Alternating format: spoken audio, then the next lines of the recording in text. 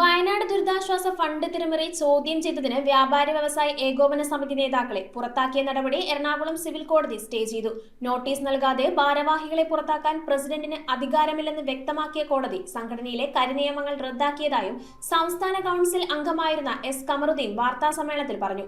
പിരിച്ചെടുത്ത തുകയിൽ 40 ലക്ഷത്തിലധികം രൂപയുടെ ക്രമക്കേട് നടന്നതായും ഇതിനെതിരെ മുഖ്യമന്ത്രിക്കും DGPക്കും പരാതി നൽകുമെന്നും അദ്ദേഹം. വയനാട് ദുരിതാശ്വാസ ഫണ്ട് തിരിമറി ചോദ്യം ചെയ്ത വ്യാപാരി വ്യവസായി ഏകോപന സമിതി നേതാക്കളെ പുറത്താക്കിയ എറണാകുളം ജില്ലാ പ്രസിഡന്റിന്റെ നടപടിയാണ് സിവിൽ കോടതി സ്റ്റേ ചെയ്തത്. നോട്ടീസ് പോലുമില്ലാതെ ഭാരവാഹികളെ പുറത്താക്കാൻ പ്രസിഡന്റിന് അധികാരം നൽകുന്ന സമിതിയിലെ വ്യവസ്ഥകൾ നിയമവിരുദ്ധമാണെന്ന് കോടതി നിരീക്ഷിച്ചു. ജില്ലാ കമ്മിറ്റി പിരിച്ചെടുത്ത 1.2 കോടി രൂപയിൽ 40 ലക്ഷത്തിലധികം രൂപയുടെ കുറവ് വരുത്തി 60 ലക്ഷം രൂപ മാത്രം സംസ്ഥാന കമ്മിറ്റിക്ക് കൈമാറിയതിനെതിരെയാണ് നേതാക്കൾ രംഗത്ത് വന്നത്. ഈ അഴിമതിക്കെതിരെ മുഖ്യമന്ത്രി, DGP എന്നിവർക്ക് പരാതി നൽകുമെന്നും സമഗ്ര അന്വേഷണത്തിനായി ഹൈക്കോടതിയെ സമീപിക്കുമെന്നും എസ് കമറുദ്ദീൻ വാർത്താ സമ്മേളനത്തിൽ അറിയിച്ചു. കേരളത്തിലെ മുഴുവൻ വ്യാപാരികളെയും ഞെരുക്കിക്കൊണ്ട് വയനാട്, മുണ്ടക്കൽ ഭാഗങ്ങളിലുണ്ടായ പ്രളയം, അതുമായി ബന്ധപ്പെട്ട് നമ്മൾ വ്യാപാരികളെ സഹായിക്കുവാൻ വേണ്ടി സംസ്ഥാന കമ്മിറ്റിയുടെ നിർദ്ദേശപ്രകാരം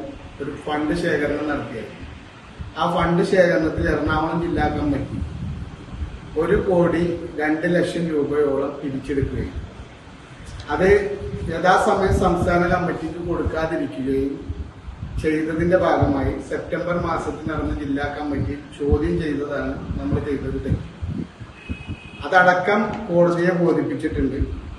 ആ വിഷയവുമായി ബന്ധപ്പെട്ട് ഇനിയും മുന്നോട്ട് അത്തരം വിഷയങ്ങളിൽ, അതായത് ഇപ്പൊ നമുക്ക് അറിയാൻ കഴിഞ്ഞത്, ഞാൻ സംസാരിക്കുന്ന സമയത്ത് 45 ലക്ഷം രൂപയാണ് സംസ്ഥാന കമ്മിറ്റിക്ക് കൊടുത്തത്. ഇപ്പോൾ ഏകദേശം 60 ലക്ഷം രൂപ കൊടുത്തു എന്ന് പറയുന്നു.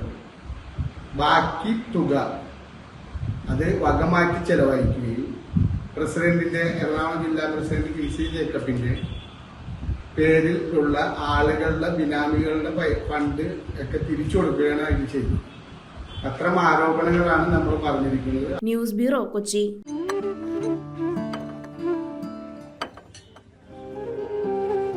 കഴിക്കും. സൗഹൃദങ്ങൾ മനോഹരമാവട്ടെ. സോൾട്ടിലെ വിഭവങ്ങൾ പോലെ. The salt restaurant.